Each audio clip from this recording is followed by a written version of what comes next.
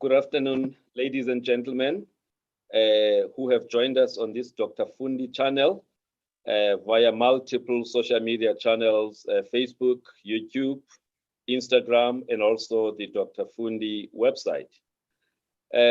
Today, I've got a special guest, Dr. Simphiwe Mandlesilo. He is a recently qualified neurologist.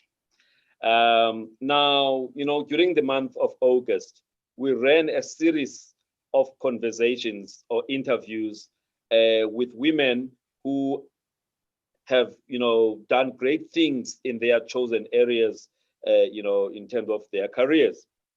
So this month, September, we are beginning a new series, showcasing or profiling individuals, irrespective of gender, irrespective of age, irrespective of race, people that I believe, they have succeeded, especially those who have, succeeded after going through certain hurdles in life to be where they are.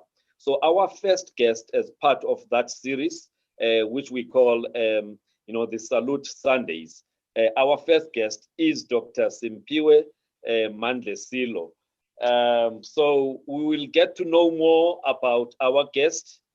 We've got 60 minutes to get to know him, for him to inspire us, telling us about his journey from Epizana. All right. So Dr. Simphiwe Mandlesilo, welcome to the Dr. Fundi channel. Thank you, Mhlekazi. Welcome to you and welcome to everybody who's watching this at home. Yes, Doc. Relax, man. We want you to help us to, get hope that, in spite of many challenges that one faces in life, if you are focused on your dream, you will get there. But just tell us a little bit, who is Simphiwe? Where were you born? What kind of family did you come from? And what are the kind of principles and values that you picked up in that family or khulele kuyo? Okay, so I was born in Pizana. So Pizana, it's a small rural town in the Eastern Cape. It's small, but it has produced some giants, like the late Mama Winnie Madikizela Mandela. She's from Pizana, and the well-respected struggle. A veteran, the late Oliver Tambo. They are all from Pizana. So Pizana is not a stranger to producing people. Yes. In fact, even the late Dr. Pepeta, I think we all know and we respect him. He's also hailing from Pizana. So I'm from that small town. So I was born by parents that are pastors. My parents were pastors. But I grew up in Mount Leaf, basically, because that is where they had to go. So when you're a pastor, there's that thing where they say Kulele mission. So in mission, it was in Mount Leaf. So that's where I actually did my grades from grade 1 up to grade 12. I was in Mount Leaf. That's where I did all those grades. It wasn't an easy upbringing, very difficult one, I must say, mainly because of two things. One is because we were mainly, when we were growing back in the days, this thing of family planning, it wasn't really there. So at home we're like 8, can you imagine? We're like 8 siblings, Yeah. And my parents were only getting the salary from the church, and the church where I come from, it wasn't structured initially. So when you talk of salary, I'm talking about sometimes the offering. So people would drop those coins, they drop on Sunday, and they were like coins, literally. Yeah. So you can imagine. So you've got 8 kids who have to rely on that salary. It wasn't easy. Yes. Tell me, Doc. Now, so 8 family, 8 siblings, right? Yes. When number 8.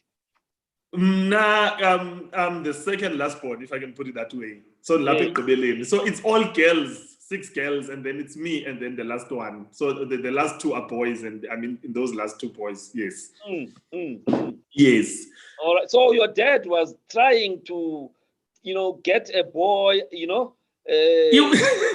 he was trying, and he was not giving up. You can imagine, like 6 of them, like 6 girls before he really wanted this to happen. So so I was that special child when I came. It was like they called me. Yes. And when he got that one, he decided, let me try again. I think my luck is I think this is working, and then it worked, and then he got another one. Okay, lovely. Yeah. All right. So you grew up in this family of 8. Yes. You know, and both parents, you know, you said they are pastors, both mom Yes. and dad, or just dad? Just mom and dad. They are late by now. My dad passed away last year, and my mom died, passed away in 2002. So both of them were pastors. So the income was coming mainly from the church, and it was very, very challenging, I must say. Yes. But how is it to grow up in a family of pastors? You know, in terms of the value system, you know, and all of that. You know. Look, it's got its advantages and a lot of disadvantages, I must say. So the disadvantages are that you don't grow up as a normal child, okay? You grow up with this label of a pastor's kid, you know, and then this label goes with you, unfortunately, wherever you go. So at school, for example, when we're playing, you know, sometimes you know when kids are playing and someone will throw a vulgar word, you also throw a vulgar word. You're a child just like other kids. And somehow there was just a connection that I don't know where it was coming from school, that somehow is gonna make its way to my parents, you know, and then I'll be called by my dad, you know, and I hear that you were saying all these vulgar words at school, you know, where they would use that word now, Fundi, you know. And so you were growing under that microscope where everybody was watching you, and all your mistakes were sort of like amplified, you know. And in fact, so I ended up even writing a book about it because I was so traumatized. I was going to ask you about it. I was going to ask about it because as I was reading, preparing for this interview, you know, I got the article that was written about you on the Sowetan. And I picked up that you actually decided to write a book about being a pastor's child. Yes. So the name of the book is Confessions of a Pastor's Kid. That's the name of the book. And what led me to write it was I felt that, you know, when you talk about pastors' kids, I mean, I'm sure you do know some 1 or 2 pastors' kids, and whenever someone mentions them, you know, it's usually always in a negative manner. You know, if you go to my club, you know, like they grow up and be the total opposite of their parents, you know, and so I thought people, they tend to judge them, but nobody actually try to dig and understand what are the factors as rebels, as they are being called. So for me, I was like, you know what, let me just write a book and to show that the circumstances were really difficult. My book starts when I was when I was about 4 years old. So that's where my book starts, and then I narrate everything that I remember from the time my parents, they went to Bible college and then they came back. You know, I'm starting it from there, and to try to open the eyes of the community, the eyes of the church members, you know, the public in general, to say that pastors' kids, they go through a lot. We don't understand them. We find them now that they're old and rebellious, and we start to judge them. Yeah. But in all of that, you didn't really go off the rails, did you? I did. I did. No, I did. Look, if you're gonna title something as Confessions, I mean, you already, you can bet that there's someone somehow did go wayward at some point. So look, man, I must be honest. I think a majority of pastors' kids, if not all of them, we grow up fine, and then there's that stage whereby we go wayward, and then by the prayers of our pastors, we come back. Most of us are like that. There are those few, unfortunately, that things, they never work out, and then it becomes like that till the end. But by the God's grace, most of us, we do come back to the right ways. But most of us, we do go off the. I don't know. That's that element in you where. So what happens when you grow up with the pastors? You try to fit that child that they have designed. You know, all pastors have that child in their mind. They've designed a child to be like this. Yes. So you will be like that child usually until grade 12. And then after grade 12, you usually escape and you go to varsity and your parents are not there. And then that's where you see the true colors now coming out. You know, you're like, let me experiment with everything. You're like, this is my time. So all of us, we do go off the rails. I must be honest. Okay, lovely. And by the way, anyway, we're going to get to this thing because you wrote this book when you were in Cuba, but we'll get there. We'll get there. So, but besides the strict upbringing and being, made to fit within a box in terms of what you do, what are the positive things that you take up from that kind of upbringing, of being a pastor's child? Things that still guide you as a compass in your life today? The positive things, one of them is that it's like you grow in a prayer sort of like circuit. You go in a place where it's just prayer. And fortunately for me, my father wasn't just an ordinary pastor. He was gifted in the gift of healing. So initially when they would bring people to me that are sick, I first thought I think this is a coincidence. These people are gonna get healed anyway, But the more they brought people, my dad, sometimes they'll bring people that were blind, sometimes they'll bring people that were deaf, sometimes they'll bring people that were mute, people were paralyzed, all these things. And when I see them like getting healed in front of my eyes, as time went by, I was like, wait a second, I think this thing of prayer is working. I don't think it's a coincidence. I think this thing works. So I took that situation of prayer and it helped me so much, because I believe this thing that if you could go when second years, is 7 years now, and if you look at now 7 years.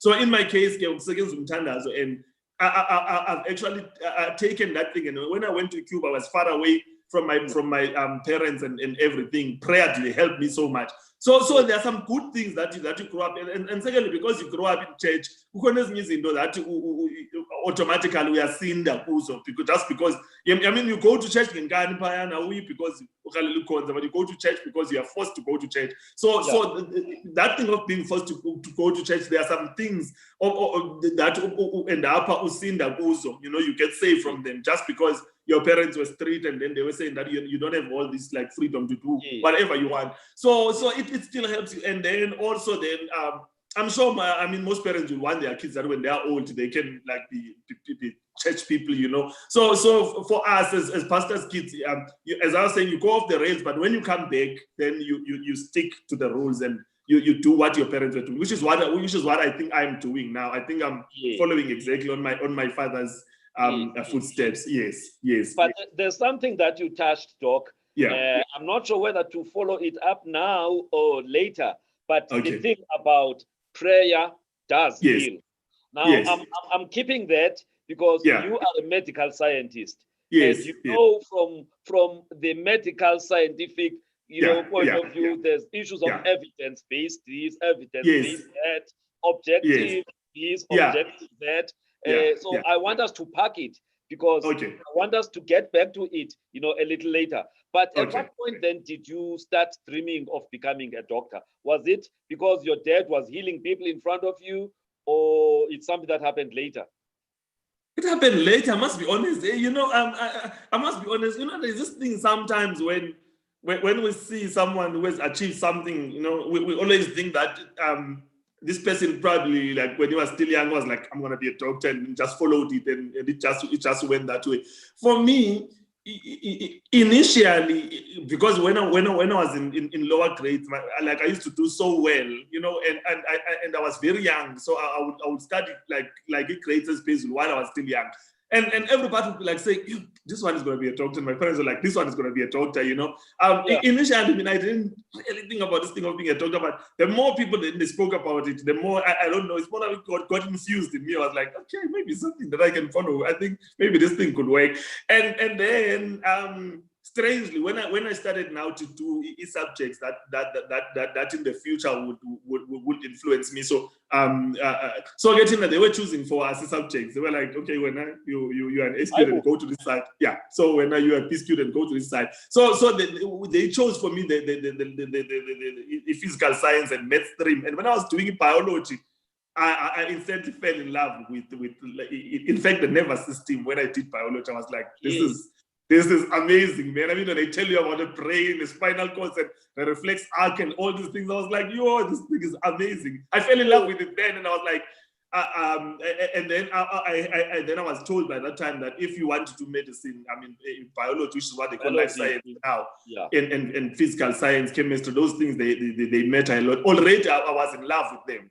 But then also, well, I think whether I know it or I don't know it, but the fact that my father specifically was dealing with people that were sick and to see them coming out, that thing, it also has an effect in me. I was like, this is good, you know, that when you see that face of a parent, that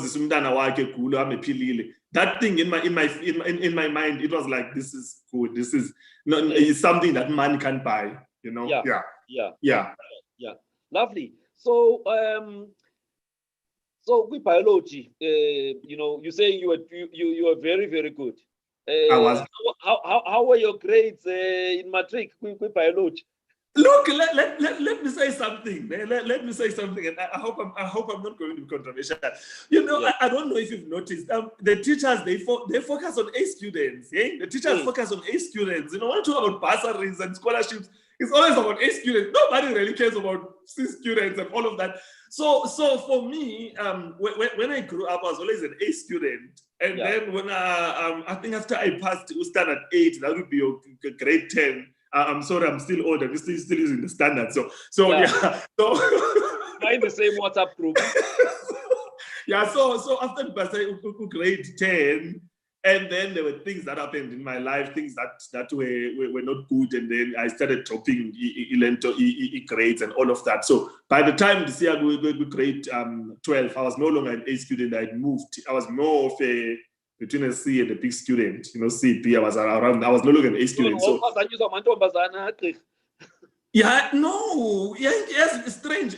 Like I did, I finished in matric when I was 16. So I was like, I think around 15 when I 15, 14 when I had all these problems. So it's something that I detailed in my book. But I actually think I had depression at that time, but I didn't know that it was depression. And you know, Emakaya was like depression in mental health problems, like as clear. Now I'm looking back at my symptoms and everything. I actually think I had a major depression, and that had a serious impact in my life and in my grades. And you know, and it's like if it was not, if you would think maybe you would want to ask me about what happened, what was this major thing maybe that happened into your life, maybe that could have pushed you to depression. But to me, it wasn't. There wasn't anything major that pushed me to depression.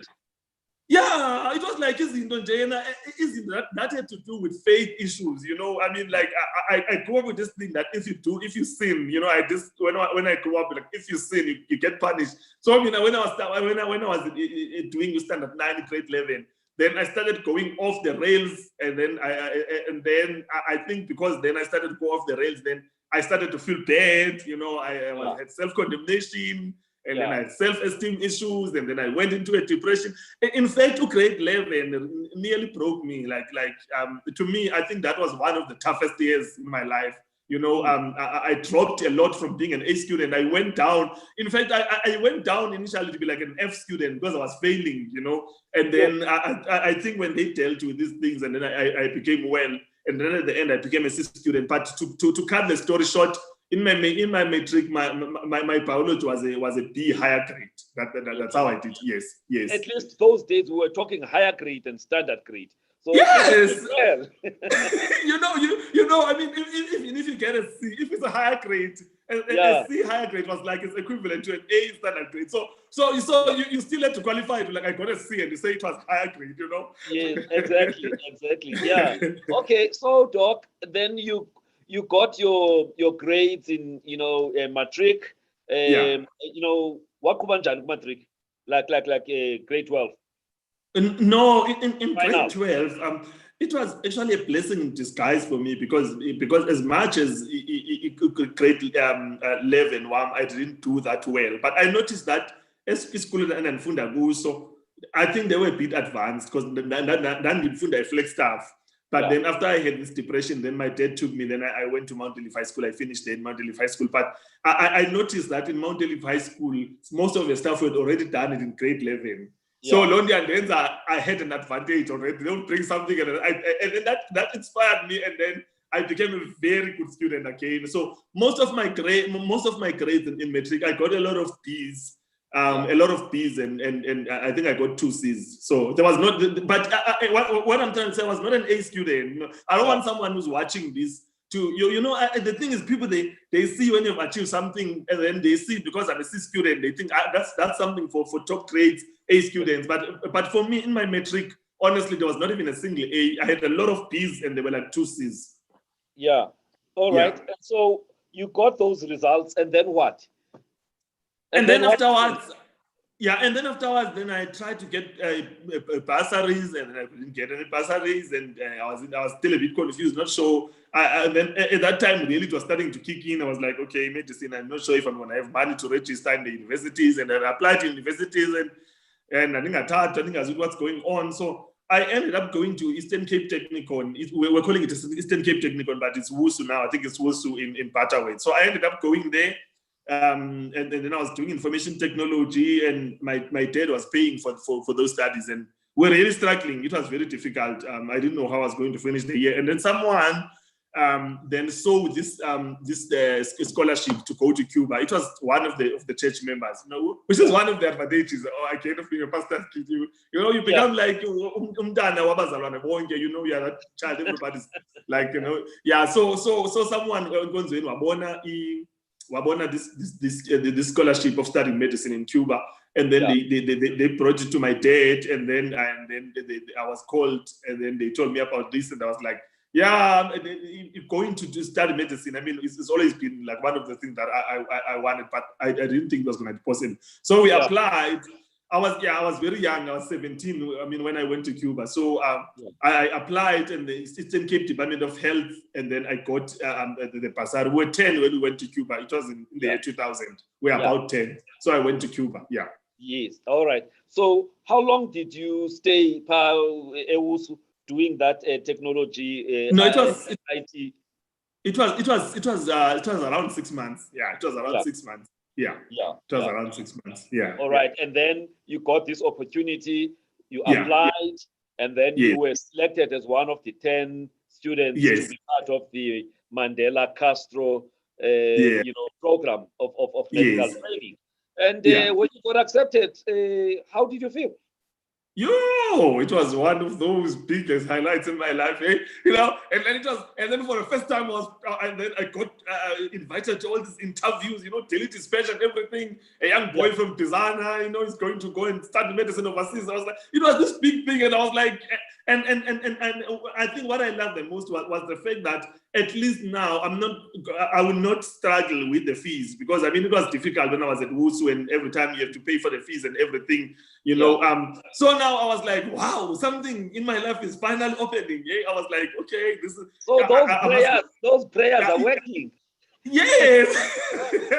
No, I must be honest. It was a big thing. It was like those headlines, like a rural boy from Tizana, and now I'm going to overseas to study medicine. It was a big thing. I must be honest. It was really, really nice. I was like, something is finally happening in my life. So now the guys that you were with in that IT course, what did you say to them as you were leaving WUSU? I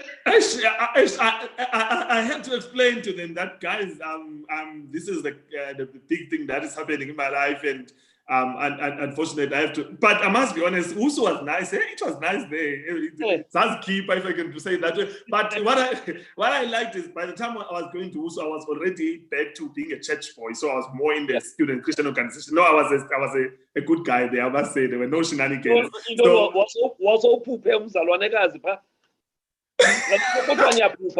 They say as these Christian fellowship guys, you dream as a partner.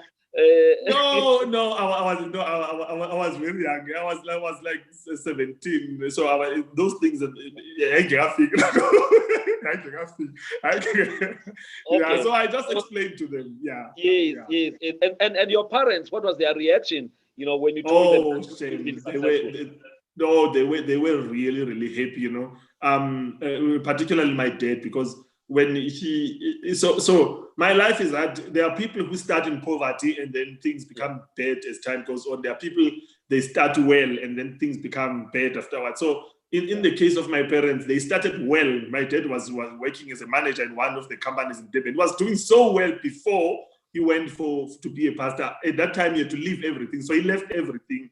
And then that's when poverty then crept in. So he always wanted that he would have a child who go and study overseas, but now it was just an impossible dream because he could no longer afford it. So for him, he felt like his prayers were being answered. It was the way God was saying, you see, now I'm answering your prayers, I'm giving you reward. So he was really happy. He was really, how parents are.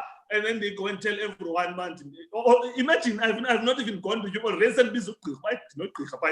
I mean, I've not even started. I'm sure it Daily Dispatch that had you must have been in his car or wherever in his. It was circulated among the church members. It was the biggest thing ever. They were really proud. They were really, really proud. Yes, but now, Doc. How much did you know of Cuba before you actually applied for the opportunity to go and study? I must be honest. I knew nothing about Cuba. For me, I don't know. I had this thing of thinking Cuba was somewhere.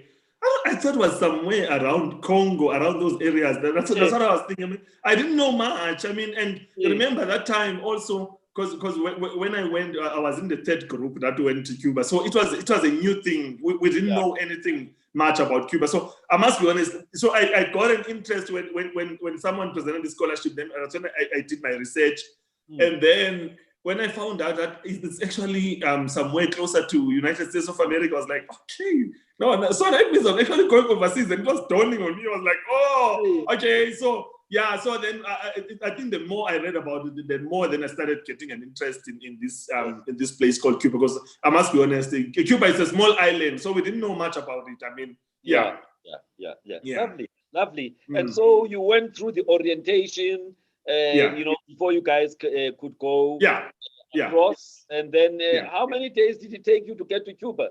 I interviewed one of the students who also did medicine in Cuba a few weeks ago. But she must have been in a group that went, I think, maybe 2010 or something like that. All right. Okay. Yeah. So I remember when we were going to Cuba, it was my first time to actually be in a plane. So just a plane from Eastern Cape to Johannesburg was like, okay, it was the first time ever, in my life. And then when you go to Cuba, you actually go the route we're using. We're going first to Spain. So and then afterwards, I think it was about about 12 hours. I think it's about 8 to 12 hours, if I'm not mistaken, to Spain. And then when you arrive there, you arrive in the morning. Then you have to wait the whole day for the connecting flight that leaves at night.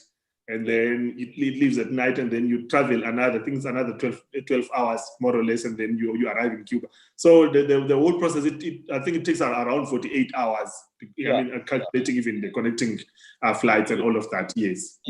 And so, Kanifika, how was it when you guys got to Cuba now? I'm in this island that's very close to America, but that is not in good terms with America. You quickly pick that when you land there. The first thing you learn, you see when you land there, you're like, Okay, I may be closer to America, but I'm very far from America, because now you know what's happening in Cuba. There's like there's an economic blockade that's happening there. It's been happening for a very long time between Cuba More and than 50 years. the US. Yes, and then that has made Cuba to have like a shortage of a lot of resources because of the blockade. So when you get there, things are a bit different from South Africa. In fact, before we left, the Minister of Health at that time had told us that Cuba is different from us. We won't have all these options. I remember I was making an example. I was saying, don't think in Cuba you're going to get Aquafresh and get Colgate and get Sensodyne. In Cuba, you'll probably have only one option or maybe two options. So we laughed because for us, we grew up knowing that you've got all these options. We didn't think that you could find yourself in a situation where, yeah. On the example you just made, there's Aquafresh, there's Close Up, and there's Colgate. Yeah. But we still call them, all of them, Colgate. we only know one brand, and since Misa Zonke and Colgate, yes. So last week and then we quickly saw that life was a bit different from the way that we knew things, and you knew at that time that there's going to be a serious adapting that one had to do in this place because it's a bit different from South Africa. For example, in terms of the transport system, for example, they use something that we call a coche. So a coche is more like a cart of some sort that is being pulled by the horses, something like that. So it's different. So life is a bit different there in Cuba. It's not the same as in South Africa at all. Totally different. If I can. So even Bizana is better.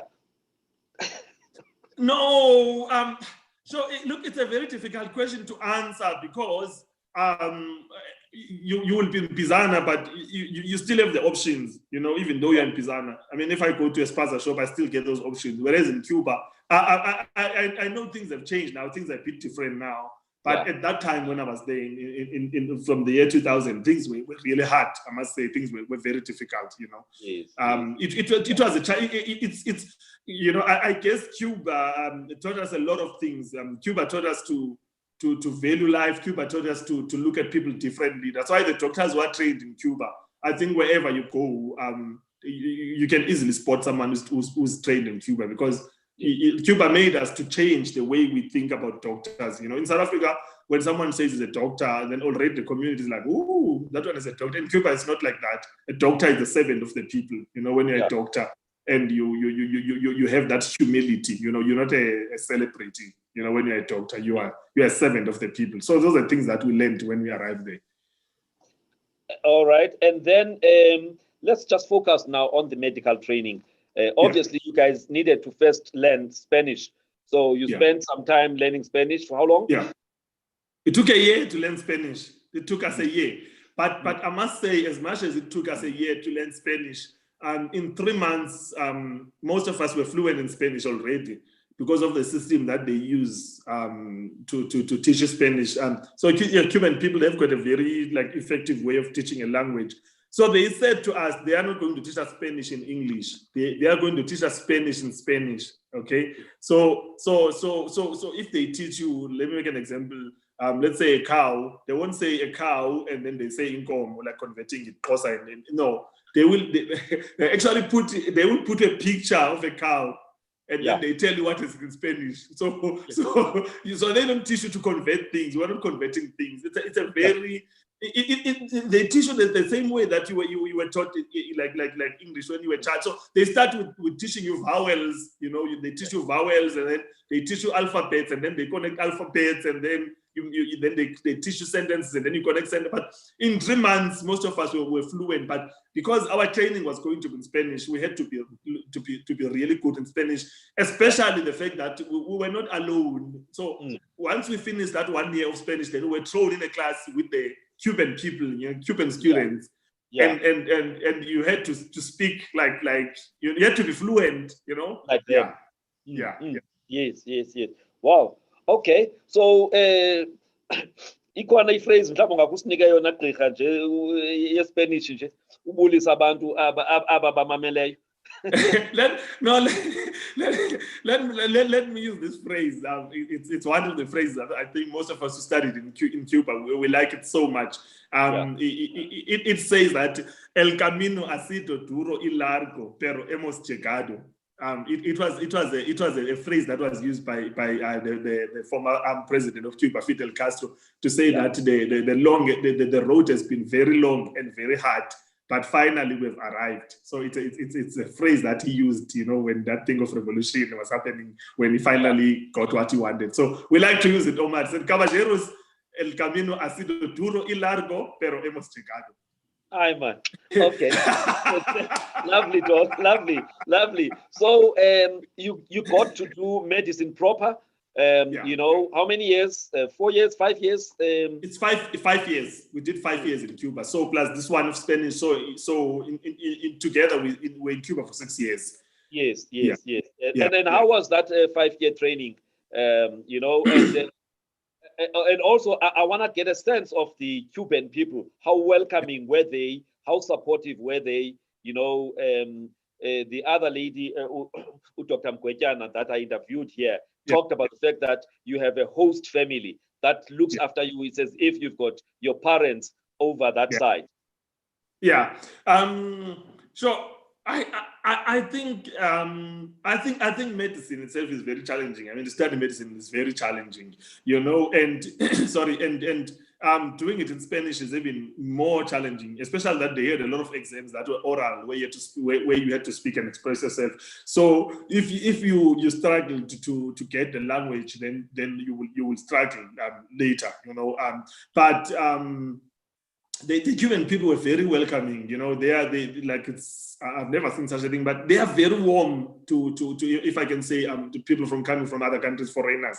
They are very warm to them. They are very nice, and most of us we made a lot. We made a lot of friends. We made a lot of families. I mean, in fact, just saying it between me and you, but there were like some of us who actually left kids there. They had girlfriends. They had kids there, and so they really opened their homes for us. They really loved us, they really loved us as much as for me. One of the things that I found very challenging was because I went there. It was very ill. I think the year 2000, technology was a serious issue. It was difficult. For example, we were communicating with letters when we write letters to our parents. So I'll write a letter to my parents and I tell them that I'm feeling so sad and I'm feeling tired and I don't know if I can continue doing this. And then I send the letter. By the time it arrives to my parents, like 2 to 3 months later, already I'm feeling good. And, I like that, that feeling is going on. And then they will write another letter. So we're communicating with letters. Then the phone calls were very expensive. Like it was very, very expensive to make a phone call because international call, it was very expensive. And then the emails at that time, most of our parents didn't have emails anyway, and even the email system. The computers were still running in DOS. I don't that old system called DOS, where it was in DOS. So it was difficult. I felt like the communication. It's not like now. If I'm in Cuba now, we can just do Zoom, Facebook, and life becomes so nice. And communication was a serious problem at that time, but things have changed now. But then. One thing that I learned in Cuba, I learned to adapt to the situations. I learned in Cuba to be resilient. I learned in Cuba to be strong, and then I learned in Cuba that if you have a dream, you must pursue your dream. You must follow it, and you must not give up. Wow. All right. Yeah. So now their health system is very much rooted in primary healthcare. Yeah. Right. Yeah, that's good. Yes. Obviously with secondary and tertiary, but it's really very much around primary healthcare, the kind of thing that we want to do here in South Africa, as part of our NHI. Now, as you guys were, what is different in the training if you compare the 5 years you spent there with medical training, and obviously you had to come back here for a year or two before you could get your degree. So you were able to compare AUCT, how they do the training, and that side. What were the things that stood out positives. Let's focus on positives. The positives of the training from that side. Okay. So okay. I'm going to talk about positives only. So as I said, one of the things that I noticed, as I said, that Cuba, it's got so many doctors, it's got a lot of doctors. So doctors, they don't feel like celebrities. As I said, they are like servants of the people. So one thing that I noticed that for us that were coming from Cuba, in terms of our attitude, it was different from the attitude of the medical students that were trained in South Africa. We were a bit more humble. I don't know, we're probably humbled by the circumstances. Are you still humble? Very, very. I'm the most humble person ever. I'm kidding, but I mean, yeah. But I think I'm still humble. We're very humble. We're very respectful, and the way we approach things, I think, because we went through that period that we were in Cuba. As I said, it taught us to be more resilient. So. Because I think when you come back from South Africa, we didn't really know that it was going to be another challenge, because there were a lot of challenges when you came back to South Africa, of which I think if you are not strong enough, you could actually quit on that last year or on those last 2 years, just coming back to South Africa, because of a lot of pressure that is being exerted on you. Even there was even some labels that were given, which were unfavorable. I'm still gonna go to that. Yes, which are unfavorable, but. Yeah, but we learned to because in Cuba we adapted to that situation, and then here it was English, and here there were our parents. I mean, we had a family support structure, so it was a bit easier to adapt back home as opposed to when we were in Cuba, when we didn't have that structure. So as I'm saying, the positive. So for me, it's more of it's more circling around the attitude, more the way we treat the patients. We're taught like to the way we respect the patients, and the way we relate with other colleagues, and then the other thing that is strongest in Cuba, it's a primary healthcare based medicine. So I think that the training was focused mainly on primary healthcare. And initially, I mean, when the project was designed, the main focus was we were going to be deployed to work mainly in the primary healthcare. But I mean, because South Africa's got a major shortage with the doctors, and then things the lines sort of like got played somewhere, and then we found ourselves having to work in tertiary institutions. Yeah. Because now you are in a tertiary institution. Yes, as a neurologist. So somebody from Zana may find it very difficult to consult with you. Yeah, but anyway, but in terms of interaction with patients, what is the thing that you say the difference when you look at a doctor trained here and the doctor trained that side in your interaction with patients, but also in terms of the level of information or awareness that patients have about their health condition, that side? Yeah, you see that side. The Cuban people, I don't know, they are very informed. I think when they come to you, you could get someone who comes to you with asthma, and then this person is going to come and tell you that, look, doc, I've got asthma for so many years, and then this is the medication that I'm using, and I'm having an acute attack of asthma. And for me, what usually works is this, so please prescribe this for me. Like, you just stand there, like, really, like the patient. I mean, in South Africa, I mean, sometimes or most of the time, the patients, they come to you and then they tell you that, look, doc, I've got asthma, and then I use a pump, and then say, what else do you use? And then they will tell you that, oh yeah, there's that red pill that's got a white thing, it's this shape, and we're like, oh, I don't have a clue what the person is talking about. They don't really know their medication. Cuban people, they're very informed. They know their condition very well.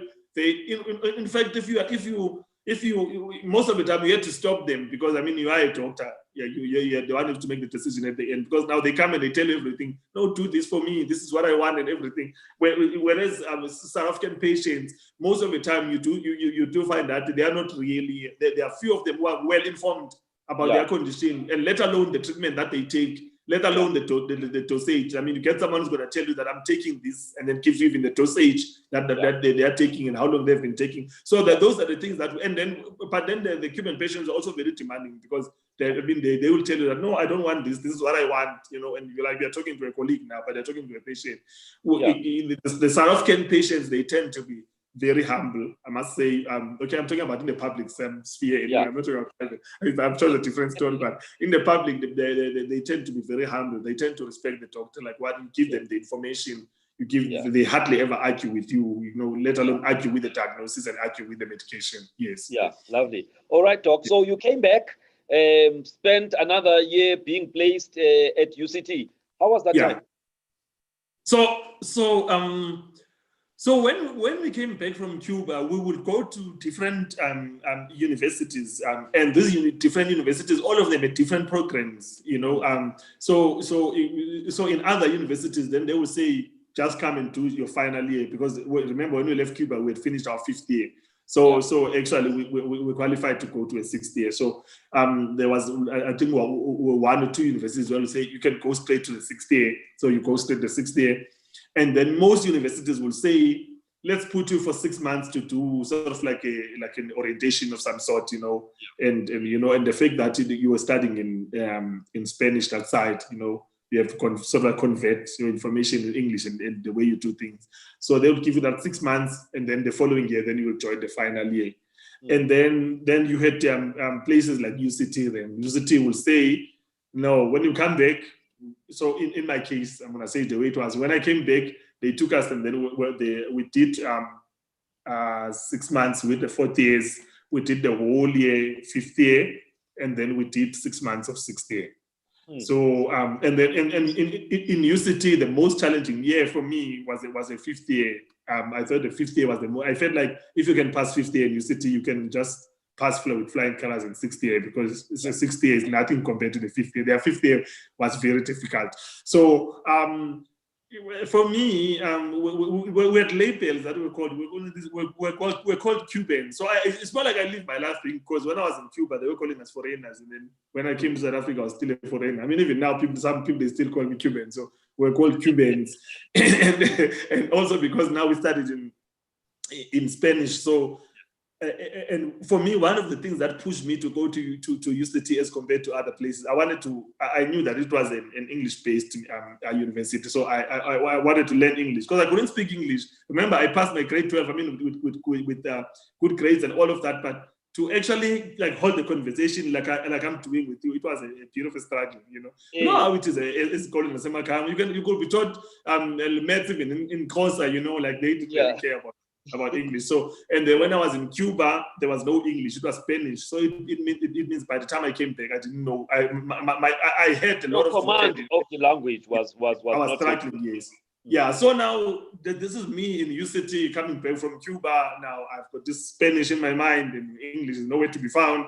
Yeah, that was it was really challenging, and you know, and the other thing I noticed were like the UCT students, like you could tell, like, they were very confident, eh? Like when you asked them to explain something, they were just flowing at level. And then for me, I was that boy who would sit there in the back, and then, you know, when they ask questions, they would be asking questions, and then all the students were sitting in front, they would be like doing all of this and answering, and then they were like, okay, let's ask that gentleman there in the back, and the gentleman is like trying to put the thoughts together. The information is there, but it's in Spanish. I'm struggling to convert it in English. I remember one friend of mine studied with me in Cuba. One day, people ended up laughing at him, because in Cuba, when you actually go and take a history in a patient, you call that process, you say to interrogate, you know, when you ask him questions, taking history. In Cuba, in the Spanish term, it's interrogar.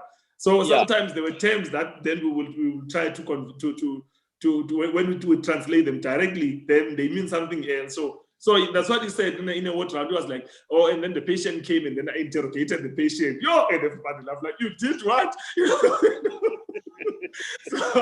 so it was a challenge. And then the other thing that I picked up is that I noticed that for us, we had to work twice as much as the students who were trained in South Africa if we wanted to pass. You know, we had to always put that extra hard work, because when we came back, a lot of people they knew that we were having problems, we were struggling. So you had to try and prove them wrong. So you were working to say that I must show these people that I can do this. So I think things have changed now because I mean there are a lot of Cuban students who are coming now in a year. But for us in those days, it would be like getting in a university, for example, to city, you find that we are only 5 Cuban students in that particular year. So things were very difficult for us. I think things have changed. And the universities, they just didn't know what to do with us. And, you know, it was very difficult, I must say. It was very difficult. Yeah. But anyway, Doc, I just want us to move quickly to your post-grad. But you had some challenge at UCT. I think you wrote one of the exams.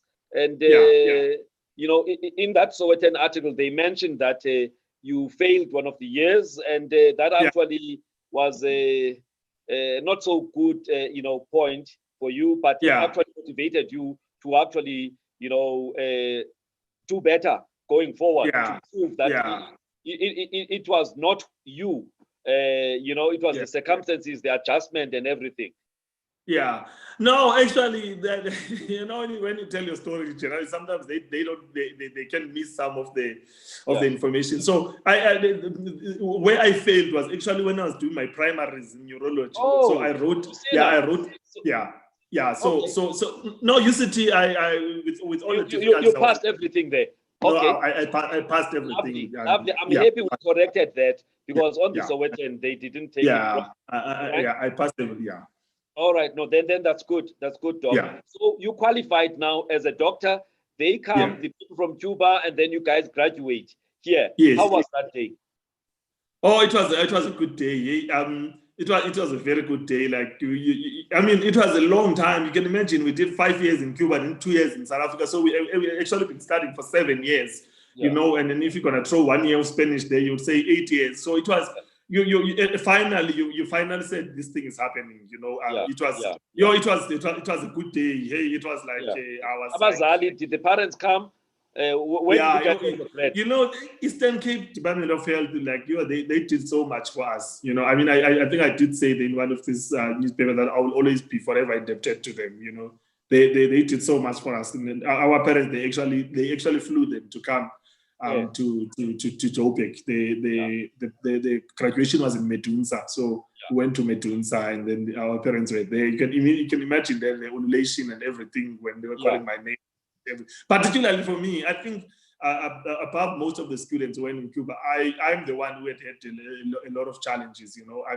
I had depression once I came when I was in Cuba, and then I think after I passed first year, I went to do my second year, but I had a major depression. Then I ended up leaving the whole career, and then I went back to South Africa. And I stayed at home for the whole year, and then I finally went back again. And then by that time I went back, my colleagues, people that I was studying with, they were already in another year. You know how is it that it's difficult. So it was a good day because I was like looking back, and I'm like, thank God.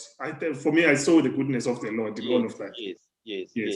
Yes, but also it showed that you've got a lot of resilience because you've overcome all of those things, and you eventually got your degree. Okay, so you got your degree, you did your internship, and you did your ComServe, and then at what point did you decide, I want to specialize? I'm not done with being a doctor, J. I need to specialize. I think most of us, when you're doing your internship, that time when you're going to different rotations, rotating in ops, rotating in that, you actually know that, okay, ops is not for me, that is not for me. I don't think I want to do this for this. This is what I want to do. So when I was doing internship, I knew that the first thing I had to do was just to find out whether I'm a surgical person or a medical person. I found that I'm not really a surgical person. My hands were not that good. I want to be a medical person. So I always knew that I'm going to go to something that is to do internal medicine. So I did my internship in Amtata, and then I did my ComServe in Port Alfred Hospital, and then. So it was around that time. I think in my ComServe year also, because I did ComServe in Port Alfred at this hospital, so you were seeing everything there, you're resuscitating a child there. And then the next thing there is like someone comes with a broken whatever femur, they must go rush there, and while still dealing with that broken femur, then they tell you that someone's got obstructed labor, you must run there. When you're on call, your mind has to be all over the place. Yeah. So that I think that year also it made me to take out some things. I'm like, okay, this one I don't like, this one I don't like. this one I like. For me, I've always been like a internal medicine guy and neuro guy. Like whenever there was neuro, or my face would light up, Yes. All right. Yeah. And so, almost there's this thing about surgeons and physicians, jokes that are made about, because the surgeons, they don't waste time. They are action people, they want to go in and operate and see. The physicians, they'll go through a differential diagnosis of 10 possible causes and go through and do tests to eliminate one and that one and that one. And at a certain point, then they make a diagnosis. So when you knew, Guti, you want time to think and do your differential diagnosis and all of that. I mean, to me, that's what the brilliance was. When you watch Dr. House, for example, Dr. House, how in that series of Dr. House, how they used to call me Dr. House because I was very small when I qualified. I was 22. No, for me, that is what I wanted. I love because you're more like a detective. You tease this out and that. I mean, certain they just need to escape, they need to that, they palpate something. They'll be like, they palpate something in the abdomen. It's like, Chief, let's go in. Then I'm not even sure what is in there. They will find it when they open. As in medicine, it's science, man. It's like that. So I was like, I'm the medical guy, not a surgical person. And you knew that doing internal medicine, that is becoming a specialist physician, was just a route towards neurology. That is, you want to specialize in the disorders of the brain, but without you having to cut the brain. But you want to be able to focus there, Exactly. Yes, exactly. And getting into neuro, it was a bit difficult. I mean, when you ask people how to get into neuro, it was a bit difficult. It was a bit shady. Nobody wasn't really sure how to do it. I remember I applied for internal medicine, I applied for neuro, and when I applied I was in KZN at that time, and then I applied for neuro, and they wouldn't even look at my applications. I wouldn't even get like a feedback. So it was just, I didn't know how to do this, That I think that's why my focus was like, maybe if I go to internal medicine, I can find out while I'm in there how how. In fact, neuro is different because how it is with cardiology and nephrology and all these things that you have to do internal medicine first, and then you have to go. But neuro, because they opened, so you can go directly into neurology. So So for you, you did not have to go through being a specialist physician. You did. Neurology has been changed now. I think for the I think. If I'm not mistaken, maybe for the past 10 years, if I'm not mistaken, it's a discipline on its own. You go in there for like 4 years and you deal with neuro, and you come out as a neurologist. So that issue with the primaries, what happened, Doc? The one that the newspaper did not get right. Now, for the people who don't know, primaries, explain what primaries are. So primaries is when you are specializing. So it's sort of like basic sciences that you have to do. So you have to do your anatomy, you have to do your physiology, and then in our case you have to do even statistics, and you have to do even genetics. So it's sort of like those. It's like the basic sciences that you need for that specialty that you are going to do. For example, in our case, we're doing like a neuroanatomy. So our anatomy was based mainly on the brain, spinal cord, and the nerves, peripheral nerves. So you have to do that. You have to be very good in that, because everything else that happens, it's based on your knowledge of that. If you don't grasp that, then you're going to struggle, and the physiology of it also, and the genetics, that neuro's got a lot of genetics. So that's what was happening. It was very challenging. I must say, it was very, very, very challenging. It was very difficult. I did it the first time, and I was like, "Oh Lord God!" The other thing that I've noticed is that when you are studying medicine, when you are still in your early years, not in postgrad, it's just you. You are attending. There's someone we attend lectures, and there's someone who's explaining all these concepts and everything. But when you are in postgrad, by that time, maybe you're already married, you already have kids, you already have responsibilities. This thing is like, you are on your own now. You have to dig the information. You just get the subjects. I mean, there's the textbooks that you have to use. And then afterwards, you must try and extract information. That was very challenging for me. That was very difficult. So I think that process of of trying to extract information by myself and to set times for me and the deadlines and everything. It was very difficult. I think that's why I did not pass. At the same time, sorry. I'm saying at the same time you were working. As at the same time I was working. Yes. You are working on the other side. Yes, you're working on the other side. So I think it's, for me, it's something that I'll always not be shy to mention it, because I just want that people who try to do things and then they fail, that you must just know that failure is just an obstacle. Don't look at it. Try again next year, and then you're gonna do well. I wanted to remove that thing of always thinking that, okay, this guy is a specialist neurologist, so it means that it was getting grade. I mean, it was an A student from grade 1 up to like final. I wanted to show people that I wanted to be real and be honest and tell them that it has not always been a straightforward route. I did fail at some point, but I mean, I think the resilience I learned in Cuba with the grace of God and the prayers and everything, I was able to come back and say, I want to do this. And also, if you have a dream, that you must fight for it. Yes. Yes. All right, Doc. So I'm happy you were able to reflect on that slip up good primaries, and actually taught you a few lessons, and it was good that you had resilience from the time you were in Cuba, and then you approached them the second time around, and you asked them, and then you cruised, and then final exams. When did you write your final exams as to be a neurologist? I wrote my so the final exams of part 1 and the part 2. Part 1 being the written and the OSCE, and then part 2 being with the one with the patient. So that clinical, that clinical. So I did my part the part 1 of the exam last year in August, and then I did my my clinicals. I finished the exam was about 2 weeks ago when I passed. So it's usually a short period of time between the part 1 and the part 2.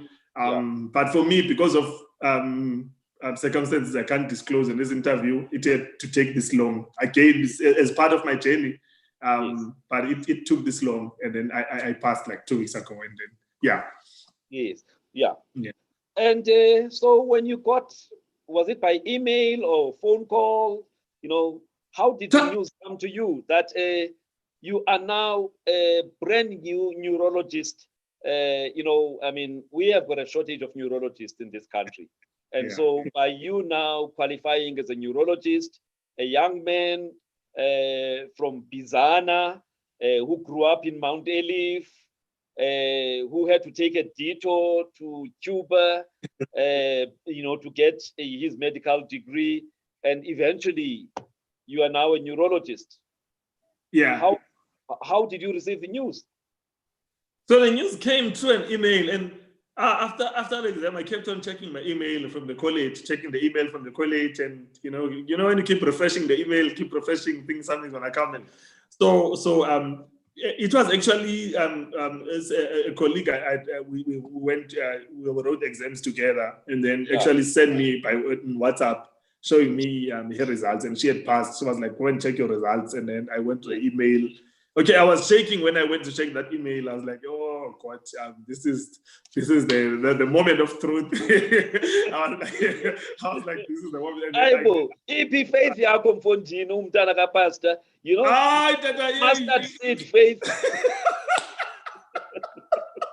I was shaking. I must say, it was a defining moment. It was like, oh God! And then I opened that email, and then when I saw the results, and then like I closed the email, and then I went to open those results again, like to make sure that I'm not dreaming. This is real. And then I got those results, and then I showed them to my wife, and then I think both of us were still a bit numb. Because we got them and we're like, okay, so what do we do with this now? Like, really? I mean, and then when I started telling my colleagues, and then my colleagues, then they started exploding in happiness and celebrating everything, and then they started kicking, hey, this is a big thing, and they started like, wow, this is happening for real. So there was that initial time of shock and numbness to say, Wow, finally, finally, this is happening. Yes.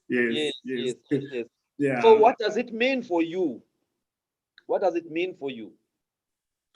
No, for me, sure. Yeah, for me, one thing I can say is that, if you want something, go for it, and don't, whatever obstacle that comes, you must not look at the obstacle. You must keep that obstacle, and you must just keep trying until you get what you want. And secondly, because the neurologists are very few. I mean, like for example, you go to Tata, there's only one neurologist, Dr. Foyaka. I mean, he's an old man. He's the only person for a population of 3.6 million. That year. Exactly. So it will go back to that question you were saying. Someone from Bizana would struggle to to actually consult me. So at least if I go to Amtata, and then the people from Bizana, then they can be referred to a neurologist in Amtata who speaks their own language. Those are my dreams. For me. Yeah, I feel like this is not just about me, but it's about the people of Eastern Cape, particularly.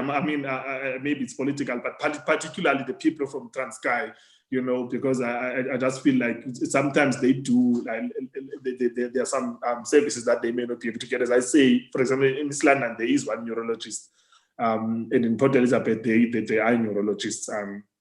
But in Amtata, we only have one neurologist, and he's an old prof. So things there have been very difficult. I mean, I'm looking back now to the services that were offered there, and I'm like, yeah, I think in the future, obviously there are like a lot of things that I still have to, there's things that I still have to tie there and there and all of that. But ultimately, my goal would be to go back and serve my people, Yeah, that thing that you guys were taught in Cuba, yours is to serve, yours is to serve. So you are not thinking of being a celebrity just because we are doing all these interviews with you. No, not at all. Not at all. You are a servant of the people. The people must benefit from your success. And I mean, they say it takes a community to raise a child. So that child must go and give back to the community. And I don't know. I also feel like people, imagine that old Gogo from Bizana, who's got a neurological problem and comes to you and you're explaining it in Xhosa or even Simpondo, explaining to them, I'm sure to them it means a lot, getting someone who speaks what they speak, who's from the area where they are, and explaining these concepts, and then you're explaining them in a simplified way. I'm sure then it does something to them. So yeah. Umtrampem. Yes. Yes. So, but Doc, there's you mentioned that it takes a village to raise a child. But there's also a thing, Oguti, as you go up, you also have to lift up others.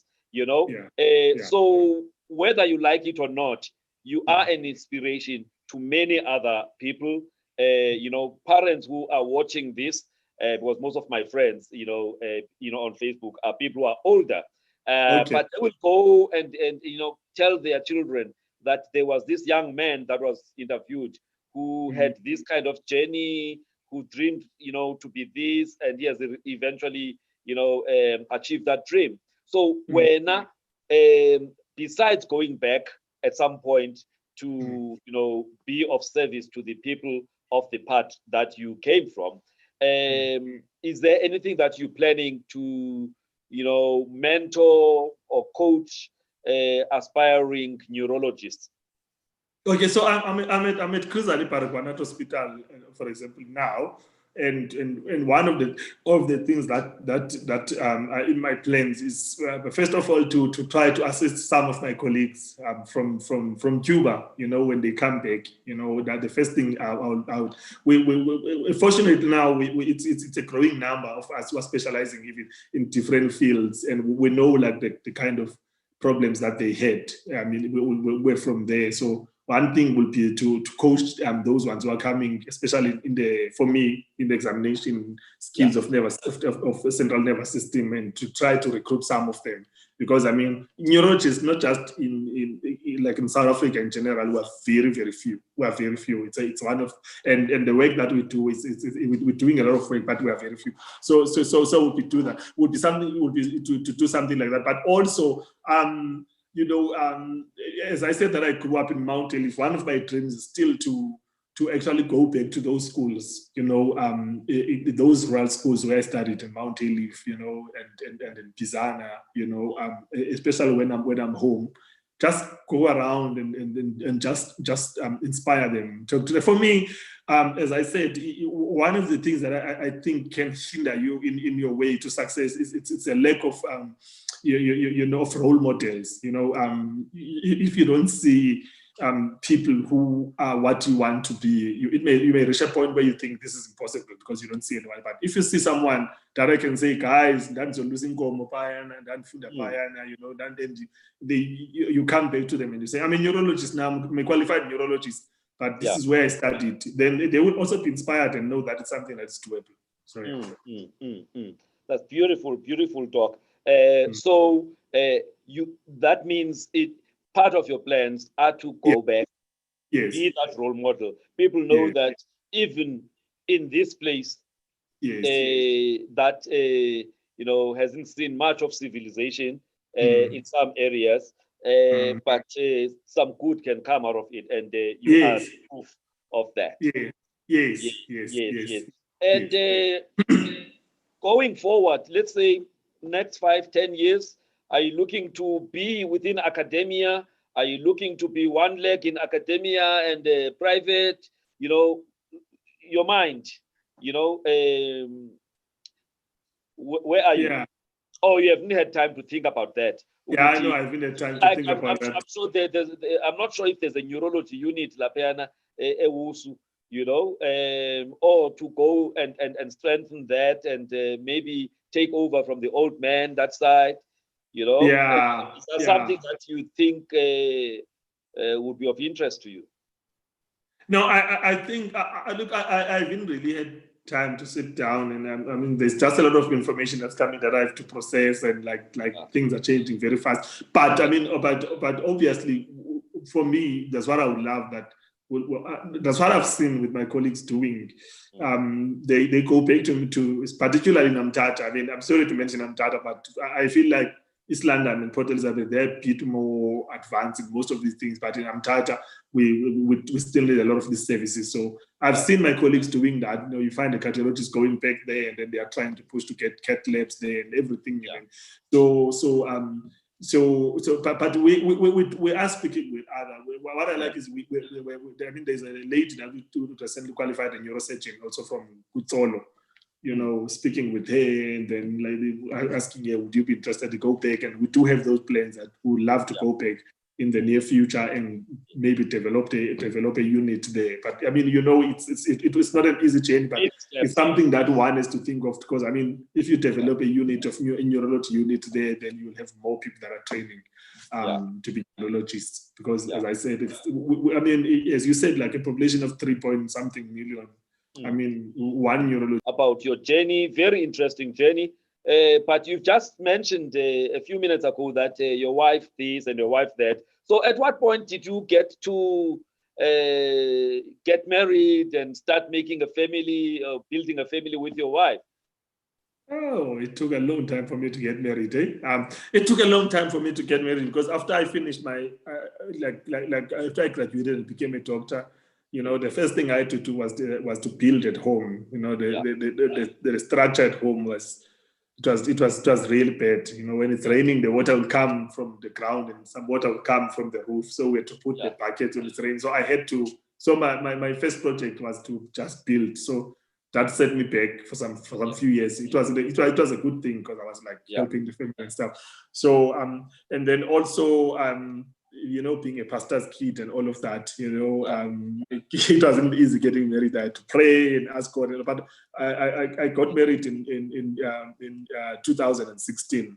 That's when I got. That's quick. Same question. a pastor's child, you're supposed to pray. Yeah. uThixo akubonise. Yaqonda, and then you go to the pastor and say, this is the dream, and then they pray and facilitate. So what happened to you, Doc? No, man, that's an old myth. No offense. I mean, I don't know if that doesn't happen. Like, I mean, that's how we're taught that's what happened. That you pray and then you got shows a girl in the dream. No, not really. For me, when I saw her, I was in a church and then she was the MC in this church. She was invited. There was a musical, a gospel festival, and she was not even. She was not from that same church. She was coming from somewhere else and was invited to be this guest or this MC. And then, so the whole the whole time that this gospel concert is going on, I mean, I didn't hear anything. I didn't see anyone there. I was like, what is this beauty that is standing there? I was like, my eyes were just focused on this beauty that's standing there in front of me, and you know, and and then I inquired from the people, and then I was told who she was, and she was someone who was popular. She was an afternoon drive host in one of the radio stations, so she was well known by people. I was the only one who didn't know her, and she was the girl from Johannesburg, from Gauteng, you know. And you know how it is a Pizarro, you know, and all those things. But I didn't when I saw her and side chap. Yeah.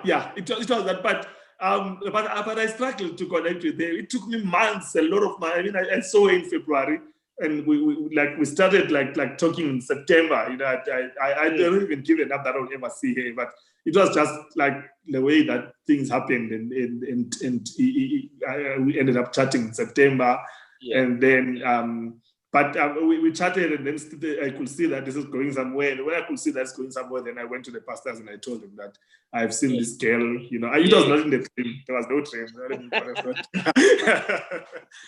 then we got married, and we were blessed with one daughter who's 2 years. Yes. Before we go, celebrate neurologist.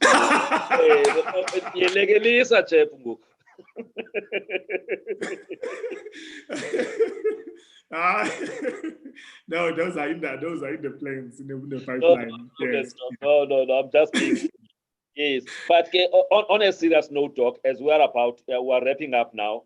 We have just gone over the 60 minutes that we are supposed to, to do this thing. But on a serious note, though, what message do you have for people of South Africa? One thing I didn't ask you, though, were plans around, well, South Africa is not an island. South Africa is part of the continent, of Africa. And as we can't develop Sodwa Apa, we need to also have a way of developing, the continent as well. I didn't ask you about that, but we're part of SADC, we're part of the AU. It's important that our successes, if we have a shortage of skills, some of the countries in the continent also must be having a number of, areas where they are short of skills.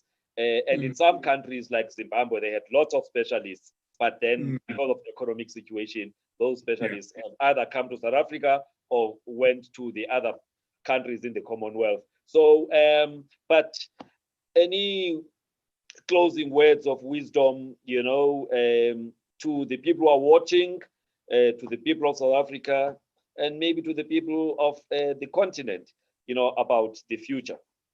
Yeah, first of all, what I would say is that what has been beautiful is that when we are in the training for neuro, it's not just us from South Africa. We usually have colleagues from other countries. So, for example, now I know that there's the guy who recently qualified, I think last year or 2 years ago, and has gone to Zimbabwe and is a neurologist in Zimbabwe. He trained in Stellenbosch. And then there's someone from Zambia also who was in our group when we were doing the exams. And those guys then they go back to their countries when they are done. I mean, they're guys from Kenya, and they're guys from Botswana. I mean, what I love, what I'm seeing is that, and it's people that we know, so it's going to facilitate things, and also there's Neurology Association of South Africa, and then there's an AFN, which is an African Federation of African, I think, Association of Neurologists, and AFN. So I think when we were at Congress in East London and we were together, we merged those congresses, the AFN and the NASA. So there's a lot of communication that's going on, and so things are looking good for the entire continent, not just for South Africa. There's a lot of work that's being done. Yes. And my party, yes. And Cuba, are you planning to visit them now as a neurologist? We're talking about that, yes. We're talking about that with my friend this other day. Apparently they had planned it, and then there was lockdown and then all of that. But as I said, in Cuba, we left a lot of friends. We left a lot of families there. You know, you will be nice to go back. It's something that is in the plans. Also, just to take my wife and my kids and then to show them that this is where I started. Yeah, so that is in the plan. But my parting words would be to say, people, if you have a dream, I think it's very important for people to know about your dream. People, they need to know what is that you want, you know, because people, they can help you with like to connect to the people that are relevant. Secondly, have a role model of what you want to do in life. Have that role model and get closer to them so that they can help you. And then thirdly, don't allow money and the lack of resources to be something that's going to stop you from achieving your dreams. I mean, I'm from Bizana. I mean, if I thought about money and all of that, then I would never have achieved where I am. But don't allow money to be an obstacle. Just keep pushing and keep starting hard. If you do fail at some point in your life, don't give up. Try again next time, just as what happened to me. Just keep trying. And I mean, I'm a pastor's kid. I'm also a child of God. I always mention this. For me, prayer works. Prayer. Always make sure that if you, I mean, for those who believe, let me not generalize, but those who believe in prayer works. If things get difficult in your life, pray to God. God must know about your dreams, and you will see your ways will be successful. Beautiful, Doc. On that note of a prayer, Doc, how do you reconcile the healing abilities of prayer and orthodox medicine that you've studied, which is based on evidence and stuff, which at this moment still does not integrate with spirituality as much as we're talking holistic healing or holistic healthcare, which is biopsychosocial spiritual. So what I can say is that I think it's very important not to mix the things. You need to know where to act and when to act. For example, I mean, one thing that I didn't tell you, but I'm actually like on the plans to be a pastor one day also. I mean, I've taken that route. And so I always make sure that what is medicine is medicine. What is got to do with church is got to do with church. You don't mix the things. But there are conditions where you know that this is a pure medical problem, and then there are those. There are those conditions where we call them idiopathic. We just don't know what is the cause. You know, we've done all the tests, we've done all the everything that we can, and we don't know what is the cause of them. I mean, even not talking about prayer, just prayer. Let's talk about things that are spiritual. There are some things that, for example, you can take a person to a psychiatrist, they think the person is only to find that it's something that is spiritual. Okay. And those are the issues where in the spiritual a sense of things that you have to look at it in that way, especially that you are South African, you know all these things. You need to integrate that thing. But I think what's important, you must try not to mix them together. You know, you're not going to get someone who comes to you with an asthmatic and to say, I'm not going to do the medical thing that I'm trained for.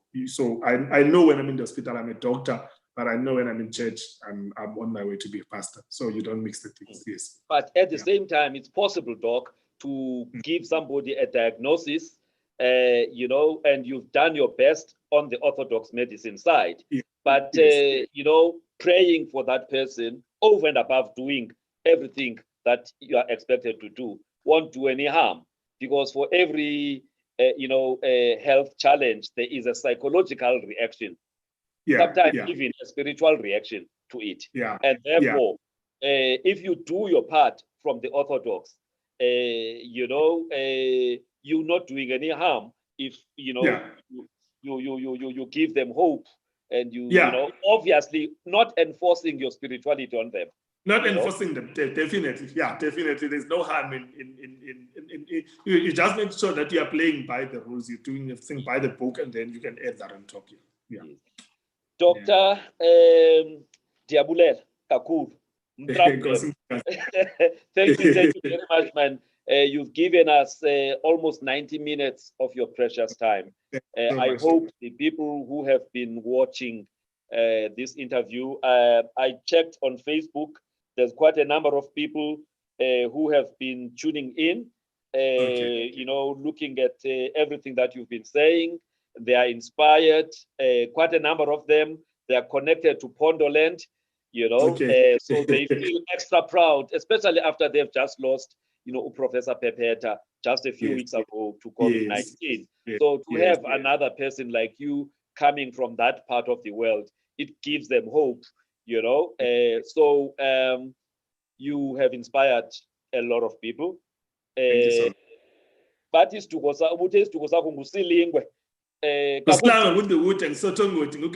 that's me. Oh. Pelele apho. That's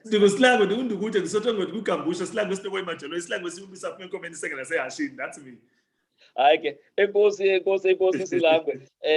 Thank you very much. All the best for the future. And thank you also to Umamekaya, you know, for helping you through and supporting you. You know, yes, we've been focusing on you here, but there's many other people around you who have supported you so that Uzokonu achieve a dream yako. So thank you very much to them as well. All right. Thank you to our viewers. Sorry for going beyond the 60 minutes that we had planned, but I hope you enjoyed and got inspired by this interview. When you've got a dream, you must never give up. It's always possible. All right. You know, sometimes things look impossible, but if you focus on them, they will eventually come to pass. And the story of Dr. Simphiwe Mandlesilo is actually testimony to that. Thank you very much to everybody. Thank you so much. Thank you so much. Thank you.